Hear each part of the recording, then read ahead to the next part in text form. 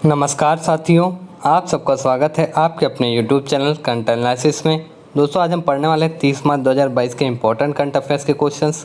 दोस्तों आज इस वीडियो में हम 30 मार्च के इंपॉर्टेंट करंट अफेयर्स के क्वेश्चनों के साथ साथ पुराने करंट अफेयर्स के क्वेश्चंस और स्ट्रेटेजी के इंपॉर्टेंट क्वेश्चनों को कवर करने वाले हैं डिटेल के साथ। तो दोस्तों अगर आप किसी भी एग्ज़ाम की तैयारी करते हैं तो यह वीडियो आप सभी के लिए काफ़ी ज़्यादा हेल्पफुल होने वाली है। तो दोस्तों वीडियो को एंड तक देखिएगा। अगर सेशन पसंद आए तो ज़्यादा से ज़्यादा लाइक कीजिएगा और ज़्यादा से ज़्यादा लोगों को शेयर कीजिएगा और हमारे चैनल कंटेंट एनालिसिस को सब्सक्राइब कर लीजिएगा और बेल आइकन को भी प्रेस कर लीजिएगा ताकि आने वाली हर एक वीडियो की अपडेट आपको मिलती रहे। तो चलिए शुरू करते हैं आज के इंपॉर्टेंट करंट अफेयर्स के क्वेश्चनों को। दोस्तों आज का पहला प्रश्न है कि हाल ही में किस राज्य में आदि बाजार का उद्घाटन किया गया है। दोस्तों बात करें आदि बाजार के उद्घाटन के किस राज्य में उद्घाटन किया गया है तो ऑप्शन बी गुजरात राज्य में। दोस्तों याद रखिएगा गुजरात राज्य में दोस्तों आदि बाजार का उद्घाटन किया गया। दोस्तों अगर इंपॉर्टेंट पॉइंटों की बात करें या दोस्तों अगर आपसे एग्जाम में पूछा किस ज़िले में या किस नगर में तो दोस्तों याद रखिएगा गुजरात के नर्मदा ज़िले के Ekta Nagar Kevadia statue of unity में एक नया आदि बाजार खोला गया है। दोस्तों इसकी बात करें और पॉइंटों की तो ये दोस्तों 11 दिवसीय प्रदर्शनी है जो 26 मार्च को शुरू हुई है और 5 अप्रैल को समाप्त होगी। याद रखिएगा। इसके उद्घाटन की बात करें तो दोस्तों गुजरात सरकार के आदिवासी विकास, स्वास्थ्य, परिवार कल्याण, चिकित्सा, शिक्षा राज्य मंत्री श्रीमती निमिषा बेन सुधर, याद रखिएगा श्रीमती निमिषा बेन सुधर जी के द्वारा इसका दोस्तों गुजरात सरकार के उच्च और तकनीकी शिक्षा, विधायी और संसदीय कार्य राज्य मंत्री डॉक्टर कुबेर भाई मनसुख भाई डिंडोरो, दोस्तों याद रखिएगा ये शिक्षा राज्य मंत्री हो जाती है गुजरात सरकार की आदिवासी विकास, स्वास्थ्य, परिवार कल्याण और चिकित्सा शिक्षा राज्य मंत्री निमिषा बेन सुधर जी और दोस्तों तकनीकी शिक्षा, विधायी और संसदीय कार्य राज्य मंत्री डॉक्टर कुबेर भाई मनसुख भाई टिंडोरा और TRI के अध्यक्ष राम सिंह राठौर, दोस्तों इनके द्वारा इसका उद्घाटन किया गया है। याद रखिएगा दोस्तों अगर आपसे एग्जाम में पूछा किन लोगों के द्वारा उद्घाटन किया गया है तो दोस्तों निमिषा बेन सुधर जी और कुबेर भाई मनसुख भाई डिंडोरा और राम सिंह राठवा जी के द्वारा इसका उद्घाटन किया गया है आदि बाजार का। अगर दोस्तों गुजरात की बात करें तो इसकी कैपिटल गांधीनगर हो जाती है। अगर CM की बात करें तो भूपेंद्र भाई पटेल प्रेजेंट टाइम में गुजरात राज्य के प्रधान मुख्यमंत्री हो जाते हैं। अगर गवर्नर राज्यपाल की बात करें तो आचार्य देवव्रत दोस्तों ये गुजरात के राज्यपाल हो जाते हैं। तो चलिए अब देखते हैं नेक्स्ट क्वेश्चन। दोस्तों ऑस्कर अवार्ड 2022 में सर्वश्रेष्ठ अभिनेता का पुरस्कार किसने जीता है। दोस्तों अगर बात करें ऑस्कर अवार्ड 2022 की इसमें सर्वश्रेष्ठ अभिनेता का पुरस्कार किसने जीता है तो दोस्तों ऑप्शन ए विल स्मिथ। याद रखिएगा विल स्मिथ ने दोस्तों सर्वश्रेष्ठ अभिनेता का पुरस्कार जीता है। दोस्तों इंपॉर्टेंट पॉइंटों की बात करें तो ऑस्कर अवार्ड 2022 समारोह का आयोजन कहाँ पे किया गया है अगर आपसे एग्जाम पूछता है तो लॉस एंजल्स अमेरिका के डॉल्बी थिएटर में किया गया था। याद रखिएगा ये दोस्तों अमेरिका के डॉल्बी थिएटर में हुआ इसका ऑस्कर अवार्ड 2022 का समारोह का आयोजन। दोस्तों 2022 में कौन सा संस्करण था ऑस्कर अवार्ड का दोस्तों 94वां संस्करण हो जाता है। और ऑस्कर अवार्ड दोस्तों एक किस लिए दिया जाता है तो दोस्तों एक प्रतिष्ठित पुरस्कार हो जाता है जो फिल्म उद्योग में कलात्मक और तकनीकी योग्यता वाले लोगों को दिए जाते हैं। याद रखिएगा इन सभी पॉइंटों को दोस्तों ये पॉइंट इंपॉर्टेंट पॉइंट्स हो जाते हैं। और पूछता आयोजन कहाँ पे किया गया तो लॉस एंजल्स अमेरिका के डॉल्बी थिएटर में। और दोस्तों ये 2022 में कौन सा संस्करण था ऑस्कर का तो 94वां संस्करण हो जाता है। चलिए देखते हैं नेक्स्ट क्वेश्चन। दोस्तों स्विस ओपन 300 बैडमिंटन टूर्नामेंट 2022 में महिला एकल का खिताब किसने जीता है। अगर दोस्तों बात करें स्विस ओपन 300 बैडमिंटन टूर्नामेंट 2022 में महिला एकल का खिताब किसने जीता है दोस्तों भारतीय खिलाड़ी हो जाती है PV सिंधु।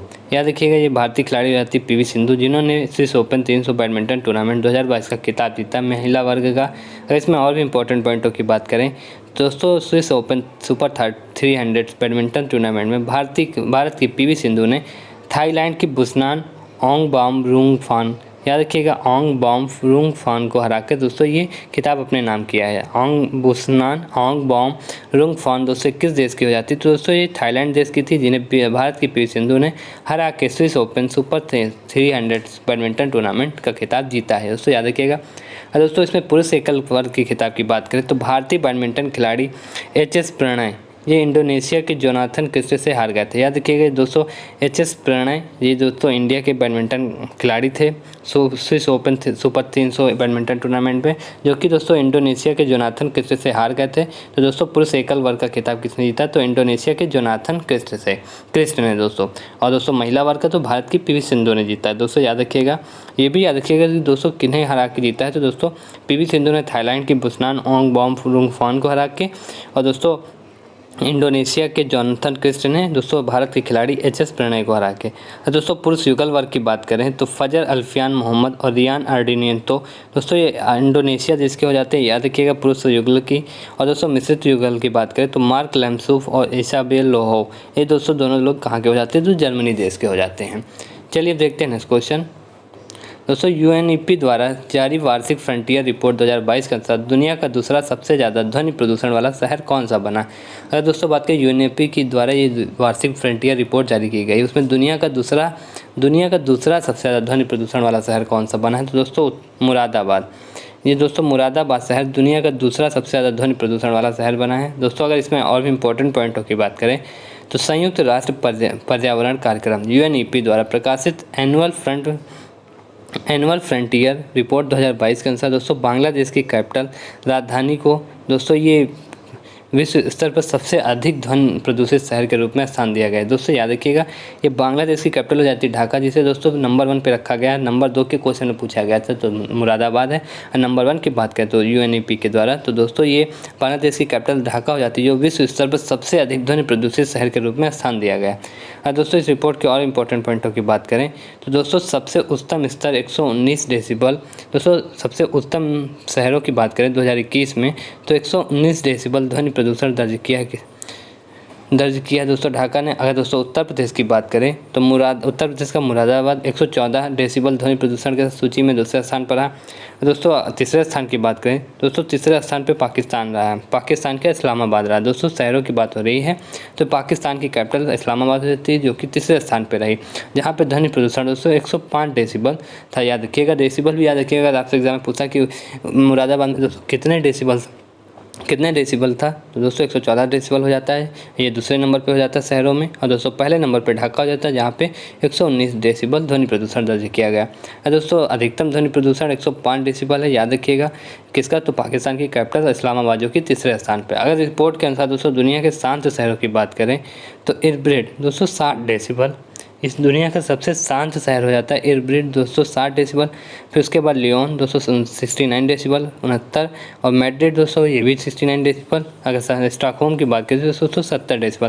दोस्तों ये सभी शहर हो जाते हैं जो दुनिया के सबसे शांत शहरों में रिपोर्ट के अनुसार नाम दर्ज किए गए हैं। और दोस्तों भारत के अन्य 4 सबसे अधिक प्रदूषित शहरों की बात करें तो दोस्तों कोलकाता हो जाता है पहले नंबर पर 89 डेसिबल, और आसनसोल दोस्तों ये भी 89 डेसिबल, और जयपुर दोस्तों 84 डेसिबल, और दिल्ली 83 डेसिबल है। याद रखिए ये भारत के 4 सबसे अधिक प्रदूषित शहर हो जाते हैं अन्य।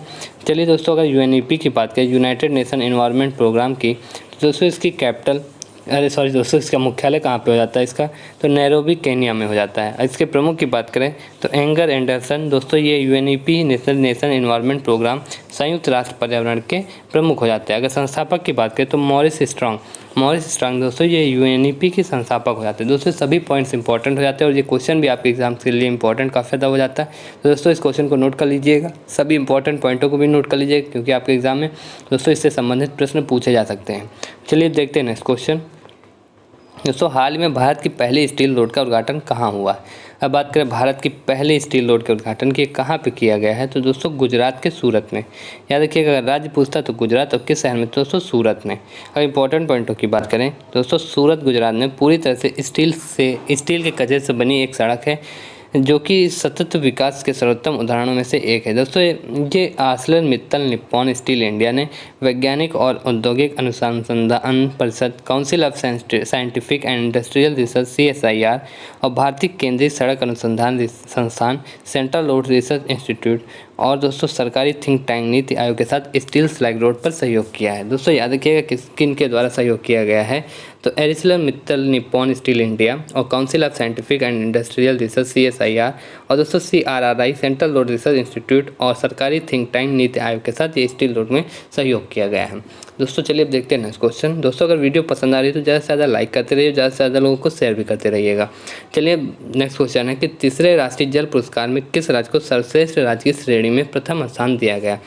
दोस्तों ये जनवरी में डाटा दिया गया था। अगर बात करें तीसरे राष्ट्रीय जल पुरस्कार की, तो किस राज्य को सर्वश्रेष्ठ राज्य की श्रेणी में प्रथम स्थान पर दिया गया है? दोस्तों उत्तर प्रदेश।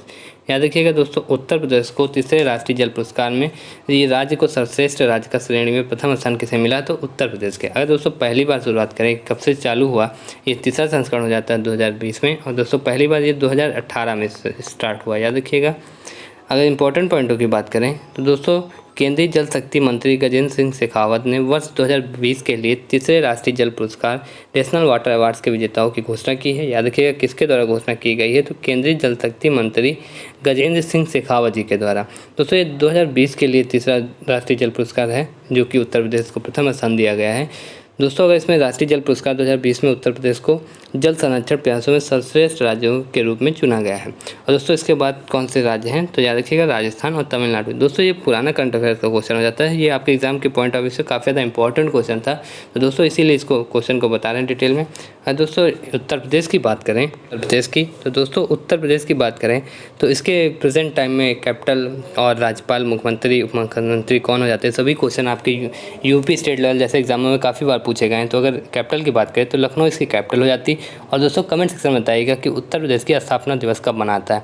अगर राज्यपाल की बात करें तो आनंदीबेन पटेल दोस्तों ये उत्तर प्रदेश की राज्यपाल हो जाती है। अगर मुख्यमंत्री की बात करें तो हाल ही में योगी आदित्यनाथ जी ने दूसरी बार दोस्तों मुख्यमंत्री पद की शपथ ली है उत्तर प्रदेश के। अगर उप मुख्यमंत्री की बात करें तो दोस्तों प्रेजेंट टाइम में मुख्यमंत्री किसे नियुक्त किया गया है? तो केशव प्रसाद मौर्य जी और ब्रजेश पाठक जी को। दोस्तों इससे पहले दोस्तों केशव प्रसाद मौर्य जी पहले कार्यकाल में उत्तर योगी आदित्यनाथ जी के, तो दिनेश शर्मा और केशव प्रसाद मौर्य जी थे उप मुख्यमंत्री, और अब की बार दोस्तों केशव प्रसाद मौर्य और ब्रजेश पाठक जी को उप मुख्यमंत्री का पद दिया गया है। अगर विधानसभा की सीटों की बात करें तो दोस्तों टोटल 403 सीटें हो जाती है, विधान परिषद की 100 सीटें हो जाती, राज्यसभा की टोटल 31 सीटें हो जाती है और लोकसभा की 81 सीटें हो जाती हैं। और दोस्तों राजकीय चिन्हों की बात करें तो राजकीय पशु हो जाता है बारहसिंघा। अगर राजकीय पक्षी की बात करें तो सारस या क्रेन, ये दोस्तों राजकीय पक्षी हो जाता है उत्तर प्रदेश का। राजकीय फूल की बात करें तो पलाश का फूल, और राजकीय वृक्ष अशोक का वृक्ष हो जाता है दोस्तों, ये राजकीय वृक्ष। दोस्तों चलिए देखते हैं नेक्स्ट क्वेश्चन। दोस्तों उत्तर प्रदेश के 8वीं विधानसभा के अध्यक्ष के रूप में किसे चुना गया है? अगर बात करें उत्तर प्रदेश की 8वीं विधानसभा के अध्यक्ष के रूप में दोस्तों किसे चुना गया है? तो सतीश महाना जी को। याद रखिएगा सतीश महाना जी को दोस्तों ये 8वीं विधानसभा के अध्यक्ष के रूप में चुना गया है। और दोस्तों ये केशव प्रसाद मौर्य और ब्रजेश पाठक जी उप मुख्यमंत्री चुने गए हैं। चलिए अब देखते हैं नेक्स्ट क्वेश्चन।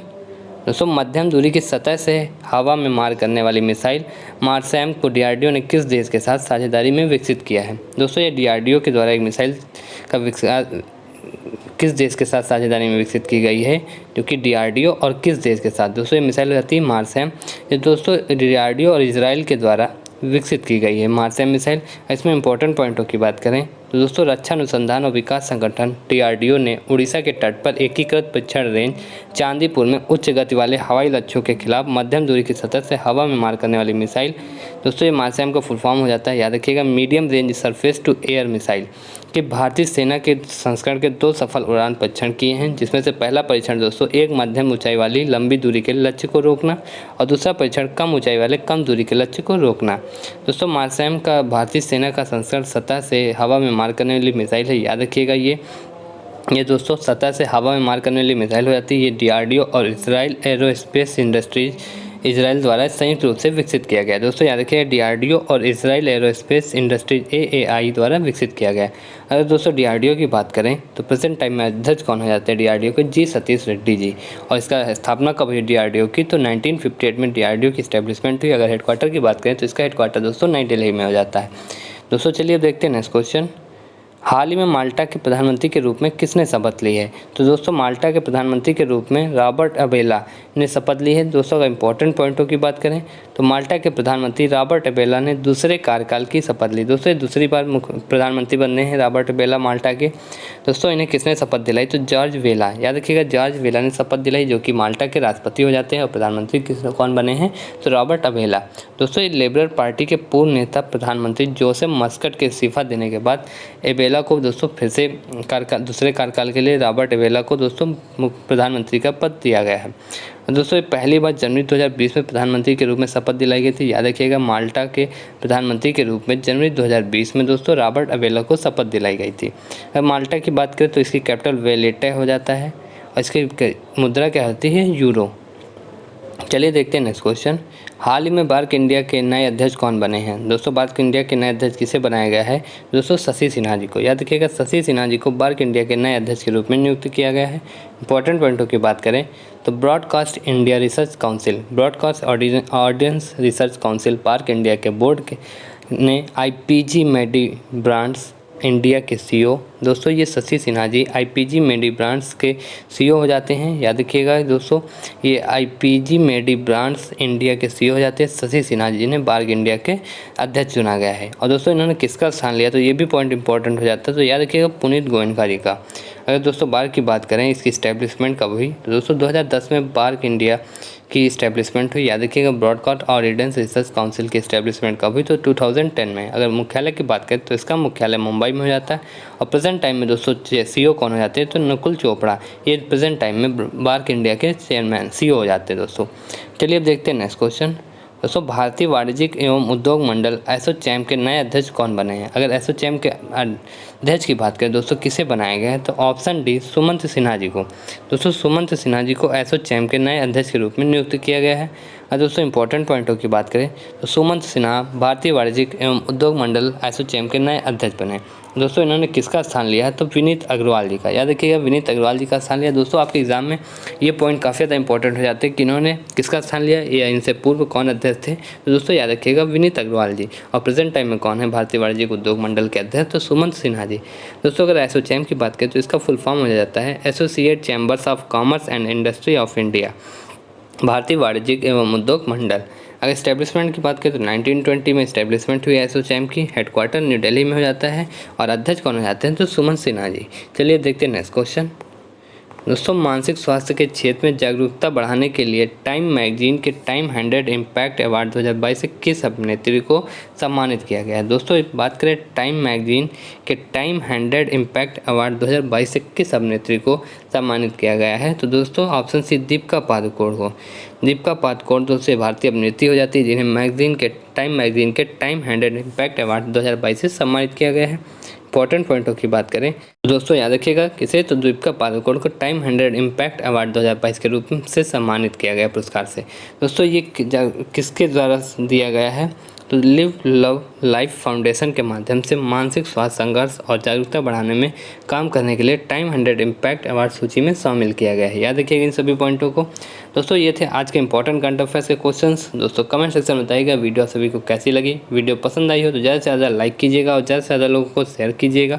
और अभी तक हमारे चैनल कंटेंट एनालिसिस को सब्सक्राइब नहीं किया तो दोस्तों चैनल को भी सब्सक्राइब कर लीजिएगा और बेल आइकन को भी प्रेस कर लीजिएगा ताकि आने वाली हर एक वीडियो की अपडेट आपको मिलती रहे। तो चलिए मिलते हैं अगली वीडियो में, तब तक के लिए नमस्कार।